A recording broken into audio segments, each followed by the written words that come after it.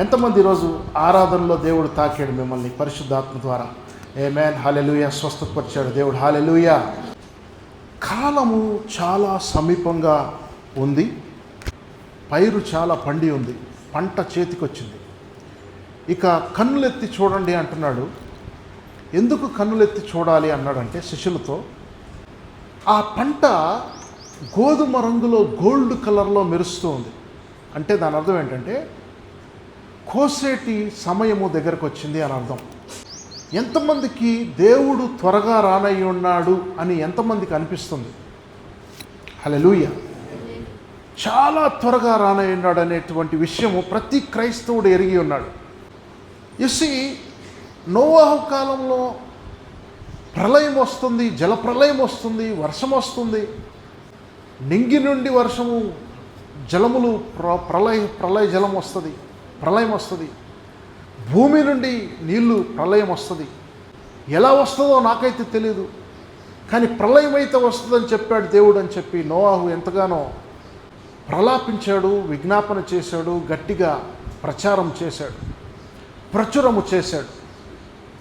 అయినను అక్కడ ఉన్న ప్రజలందరికీ అది హేళనాస్పదంగా ఉండిపోయింది. ఆయన బోధించినప్పుడెల్లా తాను తన బిడ్డలు 8 మంది సంతానం అందరూ కూడా, కోడళ్ళు, ముగ్గురు కోడలు, ముగ్గురు కొడుకులు, అలాగే తన భార్య, తాను 8 మంది ఎంతగానో ప్రీచ్ చేస్తూ ఉన్నారు. కానీ వాళ్ళకి అర్థం కాలేదు. ఈయన ఏదో జోక్ చేస్తున్నాడు అనుకున్నారు. ఎందుకంటే ఎప్పుడు జలప్రలయం రాలేదు. 1000 ఏళ్ళు అయిపోయింది. ఆదాము హవ్వలు భూమి మీద పుట్టినప్పుడు, అంటే సృష్టింపబడినప్పటి నుంచి ఒక్కసారి కూడా వర్షం పడలేదు. ఆ రోజుల్లో ఒక్కసారి కూడా వర్షం పడలేదు. కనుక వర్షం పడలేదు కనుక వర్షం పడుతుందంటే వాళ్ళు నమ్మలేదు. భూమి మీద వర్షం లేకుండా ఎలా మరి ఆ రోజుల్లో ఎలా బ్రతికారు మనుషులు అంటే, దేవుడు సమృద్ధిగా వారి కష్టపడకుండానే సమృద్ధిగా ఆహారం ఇచ్చాడు, సమృద్ధిగా వారికి మంచి జలములను ఇచ్చాడు, నదులను ఇచ్చాడు, నీళ్లు విస్తారంగా ఉండేవి భూమి మీద. మరి వర్షము లేదు గనక వాళ్ళకు, ఇప్పుడు వర్షం పడలేదు గనక, ఏంట్రా పిచ్చోడా నువ్వు వర్షం పడుతుంది అంటావు ఏంట్రా, వర్షం పడితే చచ్చిపోతాం మేము, అసలు వర్షం అంటే ఏంటి, ఇదేంటి వింతగా మాట్లాడతాడు నోవాహు అని ప్రజలంతా ఆ రోజుల్లో పాపముతో కన్నులు మూసుకొని పోయినాయి వాళ్ళందరికీ. నీతిమంతుడైన నోవాహు తన కుటుంబీకులు ప్రచారం చేయుచున్నారు, భూమి మీదకి ప్రళయం రాబోతుంది, జల ప్రళయము, మనం అందరము చనిపోబోతున్నాము, త్వరగా మీరు సిద్ధపడండి, కనీసం నేను కట్టే ఓడలోకి రండి. ఆహ్వానిస్తున్నాడు ఫ్రీగా, ఏ రూపాయి చెల్లించాల్సిన అవసరం లేదు, మీరు ఫ్రీగా రండి అని పలుకుతున్నాడు. ఆమేన్, హల్లెలూయా. ఎన్ని సంవత్సరాల క్రితం ఇది? నోవాహు కాలం. నోవాహు ఎన్ని సంవత్సరాల కాలం నాటి మనిషి? ఈనాటికి ఆనాటికి ఎంతకాలం డిఫరెన్స్ ఉంది? ఎన్ని వేల సంవత్సరాలు? ఆల్మోస్ట్ 6000 సంవత్సరాలు. ఎన్ని సంవత్సరాలు? 6000 సంవత్సరాలు. 6000 సంవత్సరాల క్రితం దేవుడు నోవాహుకు చెప్పినటువంటి మాట అదే కాలం ఇప్పుడు కూడా సంభవించింది. ఇక కాలము సమీపించింది, త్వరగా ఆయన రానయ్య ఉన్నాడు. అందరూ ఆ రోజున వర్షం ఎలా వస్తుందని చెప్పినప్పుడు ఎలా నమ్మలేదో, ఈ రోజుల్లో దేవుని రాకడొస్తుంది, మహాశ్రమలు వస్తాయి, త్రాగటానికి నీళ్ళు ఉండవు, తినటానికి తిండి ఉండదు అని చెప్తూ ఉంటే వీడు భయభ్రాంతికి గురి చేస్తున్నాడని చెప్పి ఆ సేవకుడి పైన కేసులు పెట్టి తనని కొట్టి జైల్లో, చెరసాలలో వేయిస్తూ ఉన్నారు కొన్ని ప్రాంతాల్లో. వీడు ఎప్పుడు జరగని విషయాల్ని చెప్తున్నాడు. వాతావరణం ఎంత బాగా ఉంది, వాతావరణ శాఖ ఎంత చక్కగా చెప్తున్నారు, వర్షం పడదు, ఇప్పుడు తుఫాను లేదు, ఇప్పుడు భూకంపాలు లేవని చెప్తూ ఉంటే వీడెవడు పిచ్చోడు లేచాడు బైబిల్ పట్టుకొని అని సేవకులను అనేకుల్ని కొడుతున్నారు, హింసిస్తున్నారు, వారి మాట వినట్లేదు, వాళ్ళని కొందరిని జైల్లో పెడుతున్నారు, వాళ్ళని బైబిల్ కూడా లాగేసుకొని వాళ్ళ చేతిలో నుంచి బైబిల్ కూడా కాల్చివేస్తున్నారు. ఆ విధమైనటువంటి కాలంలో మనం ఉన్నాం దేవుని బిడ్డలారా. బైబిల్ని చాలామంది బైబిల్ని ఏం చేస్తున్నారు అసలు, కొన్ని దేశాల్లో బైబిల్ని తగలబెడుతున్నారు పబ్లిక్గా. మనుషులందరూ చూస్తుండగా, ఇంటర్నెట్ మొత్తం చూస్తుండగా బైబిల్ని కాల్చివేస్తూ ఉన్నారు. ఎందుకు తెలుసా? నోవాహు కాలంలో జలప్రలయం ఎలాగైతే రాబోతుందో, ప్రభువు మధ్యాకాశములోకి వచ్చి సంఘం ఎత్తబడే కాలంలో ఆ కాలము సమీపిస్తుందని చెప్పి ఆ శుభవార్త చెప్తున్న సేవకులను అనేకుల్ని పొట్టన పెట్టుకుంటున్నారు. బైబిల్ను కూడా కాల్చివేస్తున్నారు. ఎందుకంటే ప్రతి ఒక్కరూ అభివృద్ధి అభివృద్ధి అభివృద్ధి అని అభివృద్ధి దిశలోకి వెళ్ళాలని ప్రయత్నం చేస్తూ ఉన్నారు. అభివృద్ధి అవ్వటానికి నీ సొంత ప్రయత్నం కాదు, దేవుడే నిన్ను అభివృద్ధి చేయాలి. ప్రైజ్ గాడ్, హల్లెలూయా. నాకు వేరుగా ఉండి మీరు ఏమీ చేయలేరు అని దేవుని వాక్యం సెలవిస్తుంది. దేవుని బిడ్డలారా, నాకు వేరుగా ఉండి నువ్వేమీ చేయలేవు. ఆమేన్, హల్లెలూయా.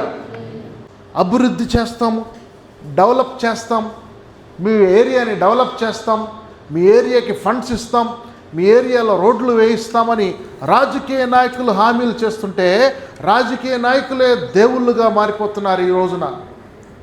ఇన్ని వందల కోట్ల రూపాయలు శాంక్షన్ చేపిస్తున్నాడు మన ఊరి గ్రామ ప్రజలకి, ఇన్ని వందల కోట్లు పెట్టి ఒక కాలేజీ కట్టిస్తున్నాడు, ఇన్ని వందల కోట్లు పెట్టి ఒక అందరికి ఇల్లులు కట్టిస్తున్నాడు అని చెప్పి మనుషుల వైపు చూడటానికి అలవాటు పడ్డాం మనం.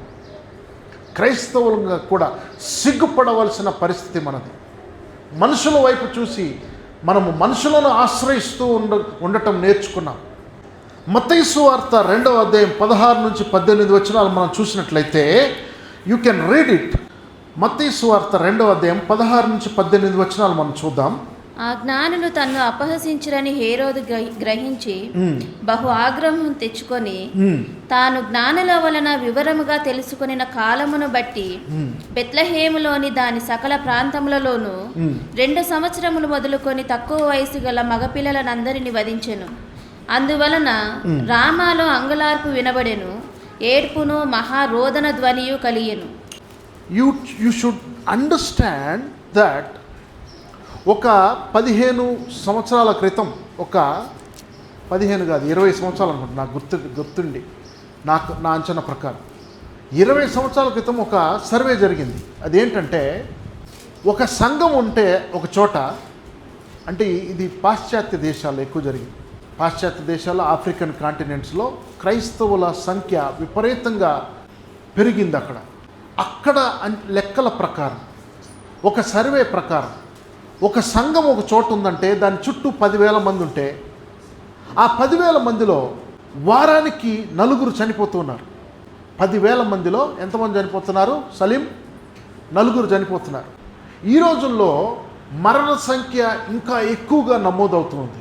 మీరు ఒకవేళ ఏదైనా గాంధీ హాస్పిటల్ కానీ గవర్నమెంట్ హాస్పిటల్కి వెళ్ళండి, అక్కడ చూడండి ఎంతమంది చనిపోతున్నారని. నిలబడండి అక్కడ కొంచెంసేపు, ఎంతమంది చనిపోతున్నారో రోజుకి. మంచిగా అందంగా ఉండి బాగా ధనం ఉన్న వాళ్ళు కూడా హాస్పిటల్ బెడ్స్ పైన చనిపోతున్నారు, ఎమర్జెన్సీలో చనిపోతున్నారు. ప్రాణము ఎలా పోతుందో ఎవరికి తెలియదు.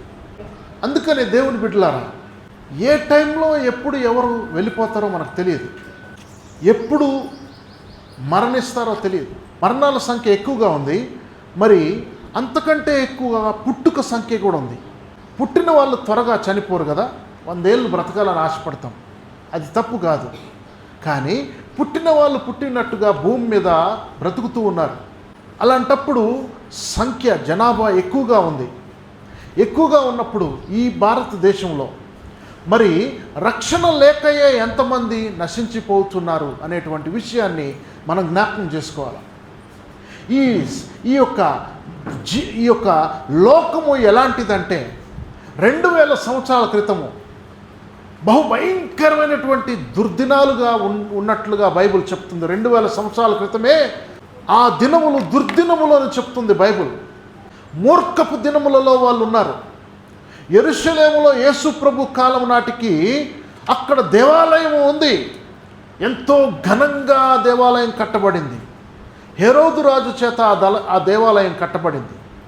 అదే హేరోదు, అదే యూదుల రాజు, తను యూదుడు కాదు, అయినప్పటికీ యూదుల రాజుగా తన పేరు పొందుకొని యూదులను పరిపాలిస్తూ యూదయ భాష నేర్చుకొని, హెబ్రీ భాష నేర్చుకొని, నేను హెబ్రీయుడిని అని చెప్పుకుంటూ, అటు రోమియోల దగ్గరకు వెళ్ళి నేను రోమియుడిని అని చెప్పుకుంటూ, తను ఏది కాకుండా హెల్లనీయుడై ఉండి, he was just being a dual life and a pretending life, leading a pretending life.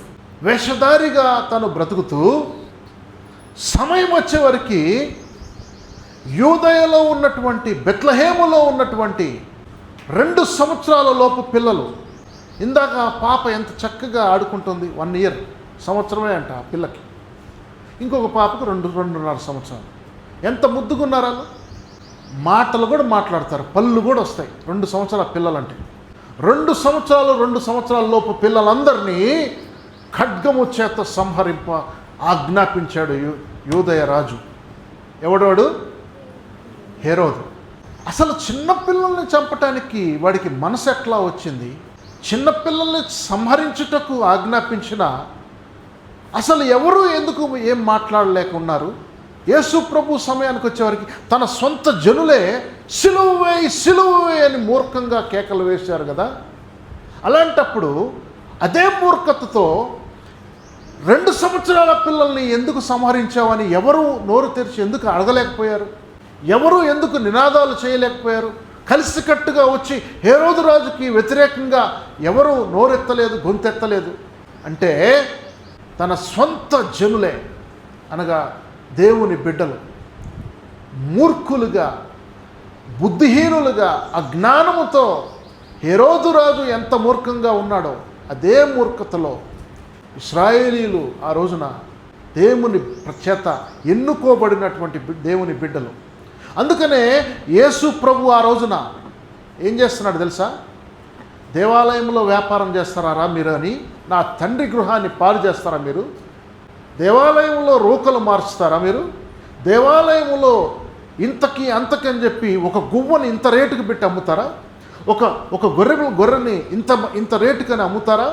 బలి అర్పణ కోసమైనా, దేవునికి సమర్పించట కొరకైనా నా దేవుని ఆలయాన్ని, నా దేవుని గృహాన్ని, నా ప్రభు నా తండ్రి గృహాన్ని మీరు వ్యాపారపు టిల్లుగా చేసి ఉన్నారా అని ఆయన ఆగ్రహం నొందాడు. తను వేదన చెందాడు. హల్లెలూయా, హల్లెలూయా.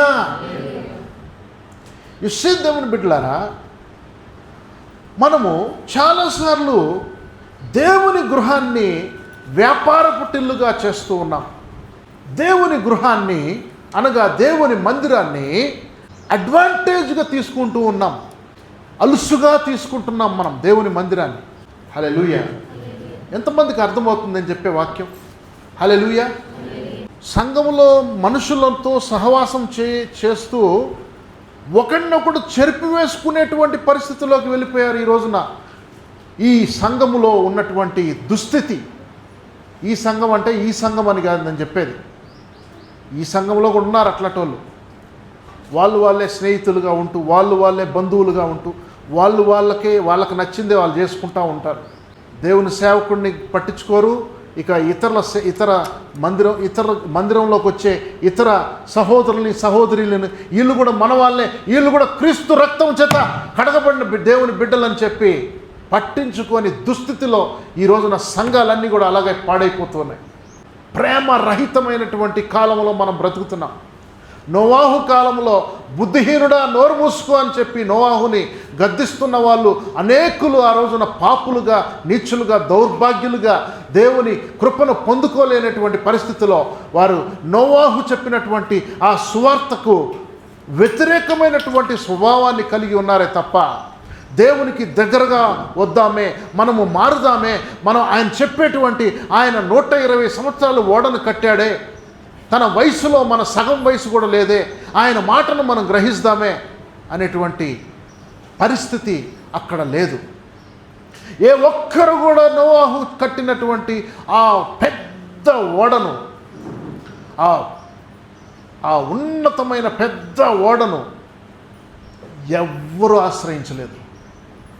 ఎప్పుడు ఆశ్రయించారు తెలుసా ఆ ఓడని? ఆ 7 ఏళ్ళ మహాశ్రమలు కూడా ఒక రకంగా చెప్పాలంటే అది కూడా ఒక కృపాయుగమే. అంటే కృప కాదు, అసలు కృప ఉండదు అక్కడ. కానీ దేవుడు ఎప్పుడు కూడా సడన్గా ఏది చేయడు. కొన్ని వేల సంవత్సరాలుగా యేసు ప్రభు తిరిగి రానై ఉన్నాడు, యేసు ప్రభు తిరిగి రానై ఉన్నాడనే వార్తను మనం వింటున్నాం. కానీ మన బుద్ధి మనం మార్చుకోం, మన జీవితాన్ని మనం మార్చుకోం, మన స్థితిగతులను మనం మార్చుకోవడానికి ఇష్టపడం. దేవుని బిడ్డలారా, ప్రతి 10,000 మందిలో 4 చనిపోతున్నారు. వారానికి 4. పుట్టేది వారానికి 4 కాదు, 8 మంది పుట్టొచ్చు, లేకపోతే 10 మంది పుట్టొచ్చు. పుట్టే సంఖ్యను మనం గమనిస్తున్నాం, కానీ లోకాన్ని విడిచిపెట్టి వెళ్ళిపోయే వాళ్ళ సంఖ్యను మనం గమనించట్లేదు. ఎక్కడికి వెళ్తున్నారో తెలుసు వాళ్ళంతా. మనం అనుకుంటున్నాం అందరూ కన్ను మూసిన వాళ్ళంతా పరలోకానికి వెళ్ళిపోతున్నారు అనుకుంటున్నాం. డైరెక్ట్గా కన్ను మూసిన వాళ్ళంతా పరలోకానికి వెళ్తే ఇంకా మనం ఎందుకు, నువ్వెందుకు, ఇంకా సంఘాలు ఎందుకు, సువార్త ఎందుకు? ఈ సువార్తలో ఉన్నటువంటి మహత్తరమైన గొప్ప శక్తి ఇది గ్రహించిన వాడికే గ్రహింపు జరుగుతుంది. ఆమేన్. మేలు జరుగుతుంది, రక్షణ దొరుకుతుంది. నువ్వేంద్రా నాకు చెప్పేది, నువ్వెంతటోడివిరా నాకు చెప్పటానికి అనేటువంటి పరిస్థితిలో ఈ రోజుల్లో ప్రతి మనుషుడు ఉన్నాడు.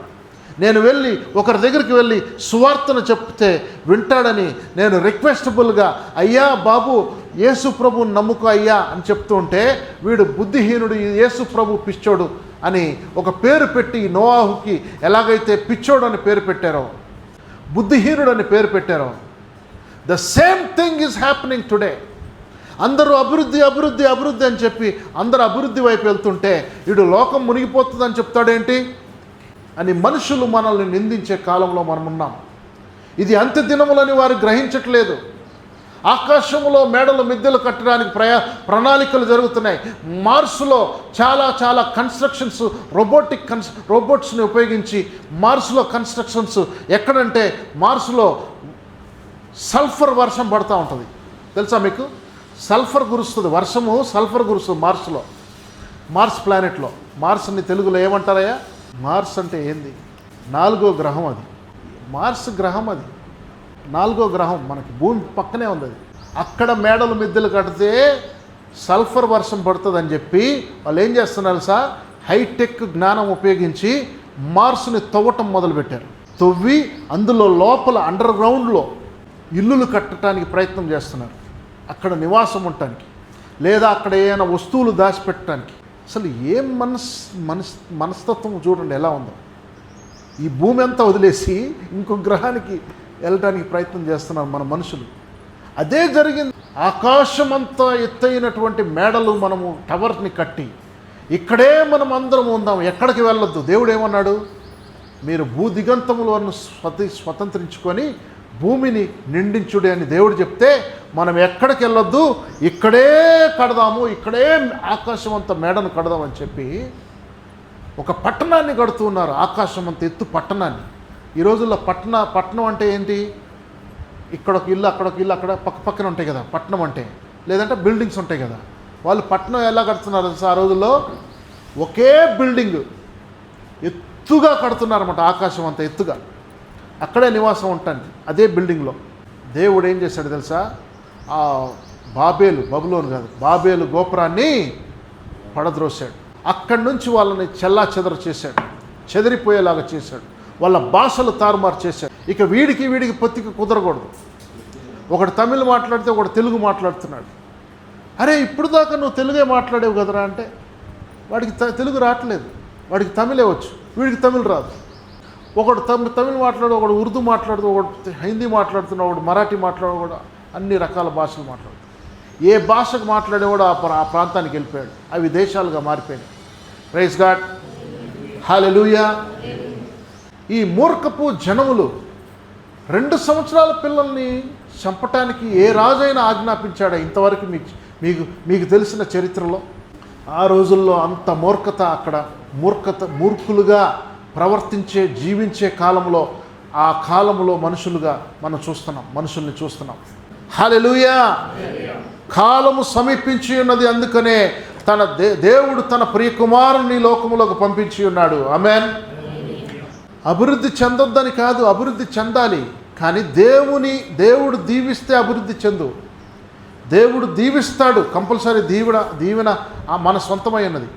అసలు దశమ భాగాలు ఎంతమంది ఇస్తున్నారు అంటే ఈ రోజుల్లో దశమ భాగములు ఇచ్చేటువంటి దేవుని బిడ్డలు తగ్గిపోయారు. ఎందుకు తెలుసా? తప్పుడు బోధల్ని బాగా స్వీకరిస్తూ ఉన్నారు. దశమ భాగం ఎందుకు ఇవ్వాలి దేవుడికి అంటే ఒకటే, నీకు బలము, శక్తి, ఆరోగ్యం ఇచ్చిన దేవుణ్ణి నీ జీతముతో, నీ ఇన్కంతో, నీ రాబడితో నువ్వు ప్రభువా నా శక్తి కాదు, నా సామర్థ్యం కాదు, నా తెలివి కాదు, నువ్వు నా జీవితంలో చేసిన మేలే, నేను ఈరోజున బ్రతికున్నానంటే కేవలం అది నీ కృప, అందుకని నేను నీకు దశమ భాగం ఇస్తున్నాను. నా శక్తి కాదు, నా బలం కాదు, నా స్వార్థం అసలు లేనే లేదు ఇక్కడ అని దేవుడికి నువ్వు దశమ భాగం ఇచ్చి చెప్తున్నావు. ఆమేన్, హల్లెలూయా. దశమ భాగం నీది కాదైనా, మనది కానే కాదు దశమ భాగం. జీవన్ నువ్వు ఇస్తున్నావు ఆ దశమ భాగం అంటే, నేను దశమ భాగం కంటే ఎక్కువ ఇస్తున్నాను. అంటే ఎక్కువ అంటే దశమ భాగం నాకు వచ్చేది చాలా తక్కువ ఇన్కమ్, అందులో కూడా దేవుడికి నేను అధికంగా ఇస్తున్నాను. దశమ భాగం కంటే ఎక్కువగా అంటే దానికి డబుల్ ఇవ్వచ్చు, త్రిబుల్ ఇవ్వచ్చు. ప్రైజ్ గాడ్, హల్లెలూయా, హల్లెలూయా. ఎందుకు ఇవ్వాలి? నేను ఎందుకు ఇవ్వాలి అంటే ఒకటే, నన్ను బ్రతికిస్తున్నది దేవుడే, అందుకే నేను ఇవ్వాలి. మిగతా 90% ఉంది కదా నాకు, మరి ఆ 10% ఎందుకు నాకు? చాలామంది 10%, 10% అని చాలామంది నోరు తెరవటం నేను చూశాను. అంటే క్రైస్తవులు అడగరు. క్రైస్తవులు ఎందుకంటే వాళ్ళకి ఆల్రెడీ తెలుసు దశమ భాగం దేవుందని. బయట వాళ్ళు 10% ఇవ్వాలా మీకు అంటే 10% అది నీది కాదు బాబు, దేవుడిది. అది నీదని ఎవరు చెప్పారు? హల్లెలూయా, హల్లెలూయా. మందుగానే కాదు అది. కానప్పుడు మనం ఎందుకు ఆశపడాలి? మనం దొంగిలిస్తాం. అయితే దేవుడిది కూడా నీకే కావాలంటున్నావు అట్లాంటప్పుడు. ఆమేన్. కాబట్టి దేవుని బిడ్డలారా, ఈ రోజుల్లో భయంకరమైనటువంటి స్వార్థము, భయంకరమైనటువంటి ధనాపేక్ష ఎక్కువగా ఉంది ఈ రోజుల్లో. ఆమేన్. కాబట్టి యెషయా గ్రంథము 1వ అధ్యాయము 5వ వచనం చూడండి. ఈ రోజుల్లో గాస్పల్ ఒక చేపని తీసుకొచ్చి ఒడ్డున వేస్తే ఆ చేప ఎలాగైతే తన ప్రాణం కొరకు కొట్టుమిట్టాడుతుందో, అదేవిధంగా రక్షణ కొరకు అన్యులు సైతము తహతహలాడిపోతూ ఉన్నారు. మీకు తెలుసా సంగతి? రక్షణ లేని వారు కూడా తహతహలాడిపోతూ ఉన్నారు రక్షణ కొరకు. వారు already they're dead in their spirit. వారు మృతులుగా బ్రతుకుతున్నారు అంతరాత్మలో. వారి అంతరాత్మలో మృతతుల్యమై ఉన్నవి.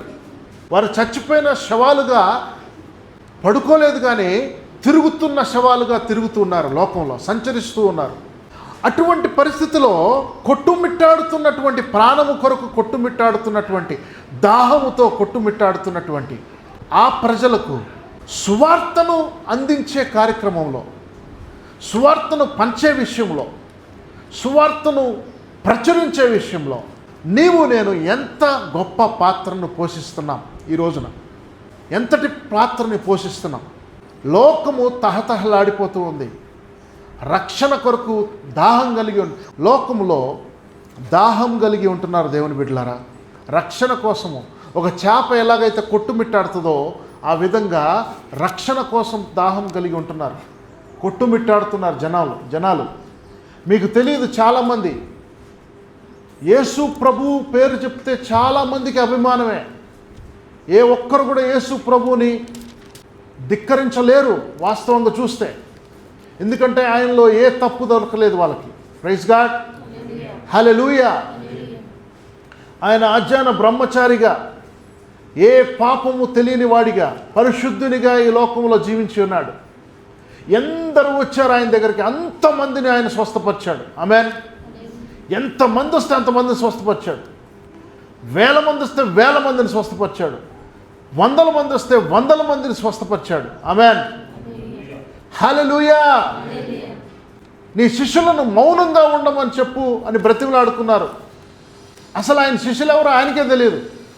ఎందుకు? ఆయన శిష్యులు ఎవరో ఆయనకెందుకు తెలియదు? రోజు ఆయనకి శిష్యులుగా మారుతున్నారు జనాలు. ఆమేన్, హల్లెలూయా. ఎందుకు ఆయనకి తెలియదు? 1000 మందిలో వేల మంది శిష్యులుగా మారిపోతూ ఉన్నారు, వందల మంది శిష్యులుగా మారిపోతూ ఉన్నారు. రహస్యముగా ఆయన్ని వెంటాడుతూ ఉన్నారు కొంతమంది.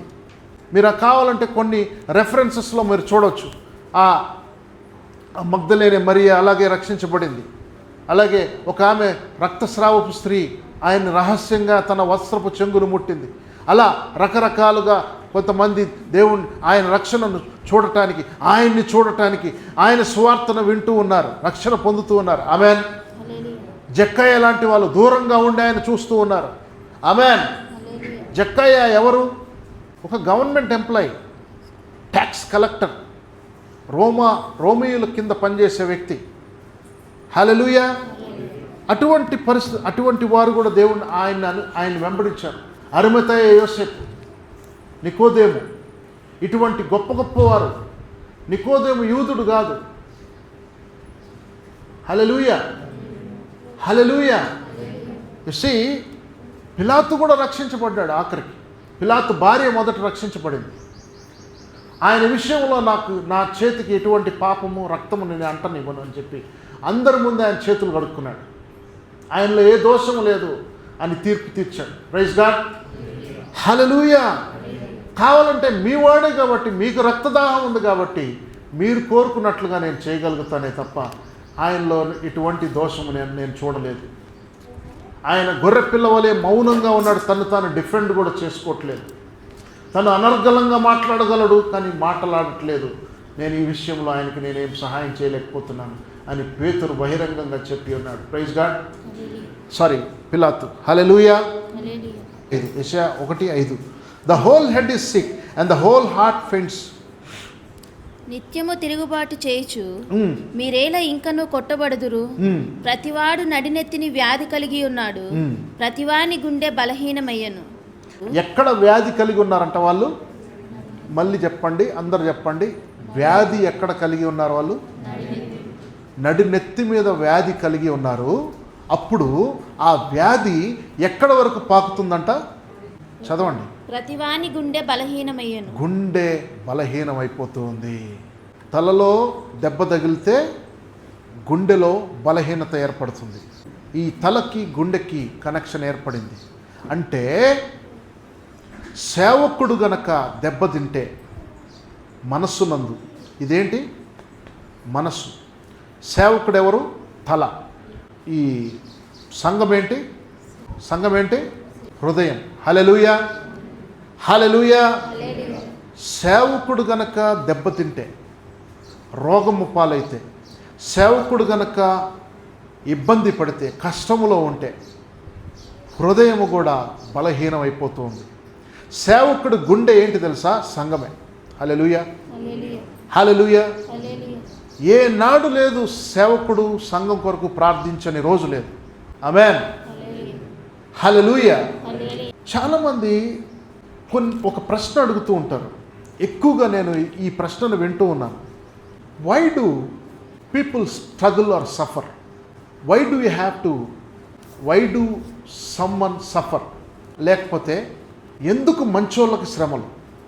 శ్రమలు ఎందుకు? కష్టములు ఎందుకు వాళ్ళకి? ఎందుకు శ్రమలు పడాలి? మంచోళ్ళకే ఎందుకు శ్రమలు అని చాలామంది ప్రశ్న అడుగుతూ ఉంటారు.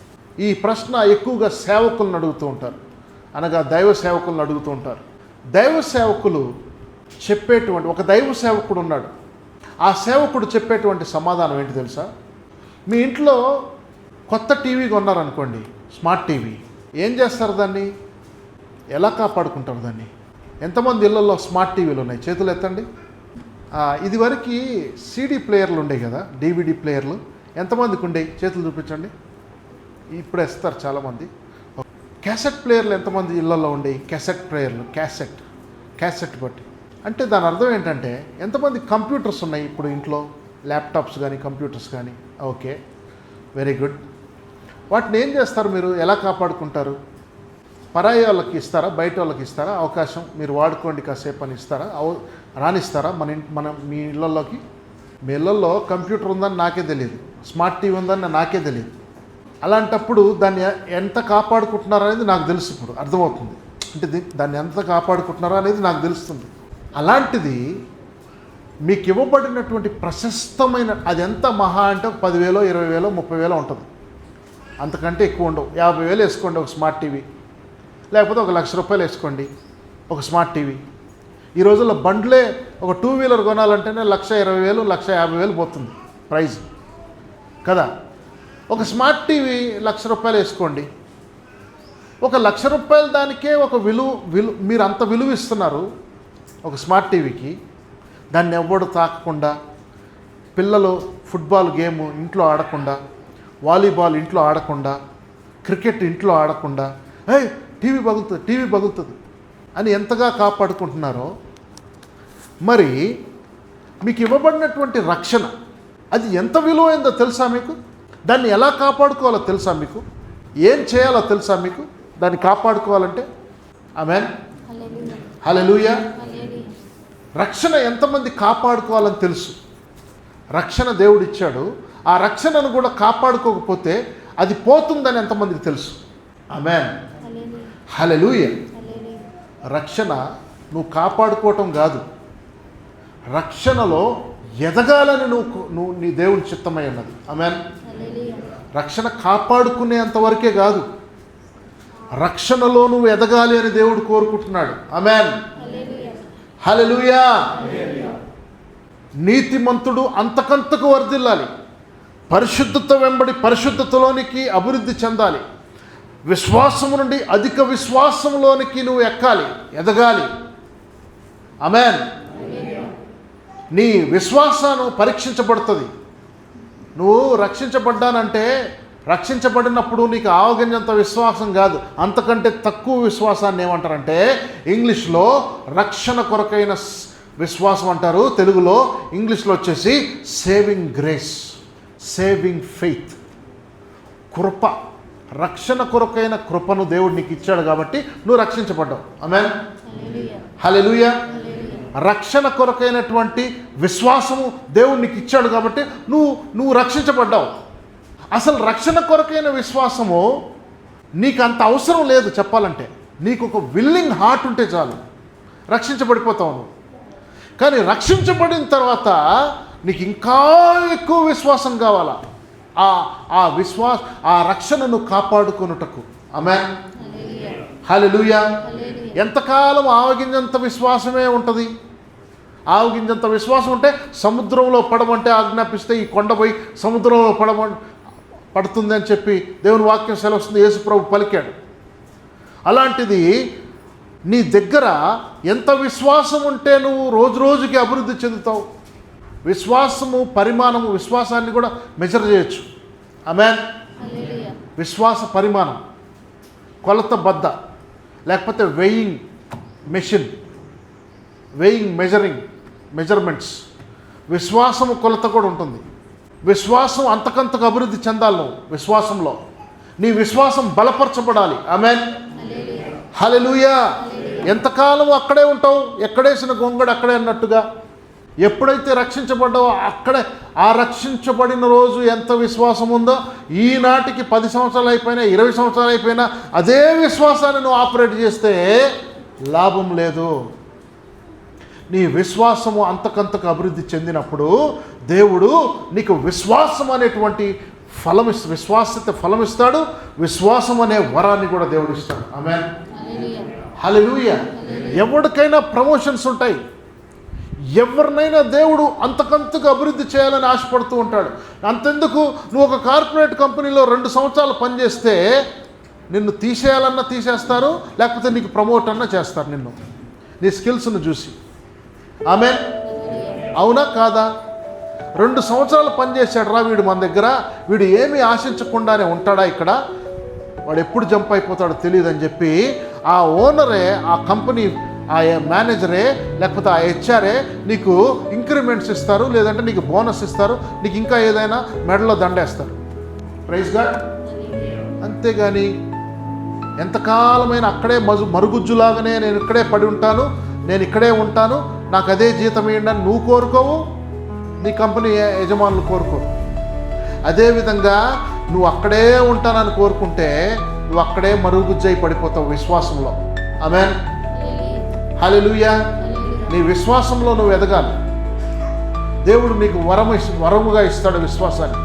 అప్పుడు నువ్వు అది ఆపరేట్ చేసినప్పుడు కొండలని సైతము నువ్వు ఈ యొక్క బుల్డోజర్ లాగా తీసుకెళ్ళి అక్కడ పడేస్తావు, బయట నూర్చుతావు, నువ్వే దాన్ని పిండిగా చేస్తావు బండల్ని.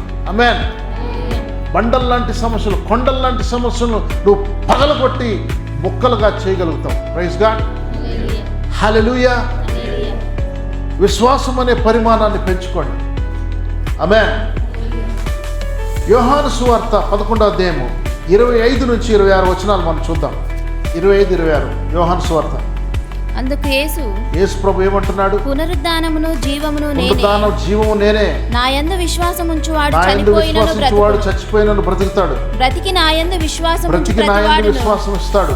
ఉంచు ప్రతివాడును ఎన్నటికి చనిపోడు. ఎవడైతే నా యందు విశ్వసిస్తాడో వాడు ఎన్నటికి చనిపోడు. ఆమేన్. హల్లెలూయా. ఎవడైతే నా యందు విశ్వసిస్తాడో వాడు చనిపోడు, వాడు బ్రతుకుతాడు.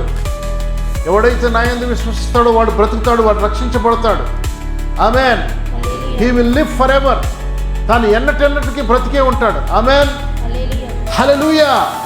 మీరు ఎప్పుడైతే నేను తాకుతానో అప్పుడు పరిశుద్ధాత్మను మీరు పొందుకుంటారు. అప్పుడు ఇంకనూ అభిషేకాన్ని పొందుకొని, రెట్టింపు అభిషేకాన్ని మీరు పొందుకొని ఇక్కడి నుంచి మీరు వెళ్ళిపోతారు. హల్లెలూయా. స్తోత్రములు తండ్రి. హల్లెలూయా.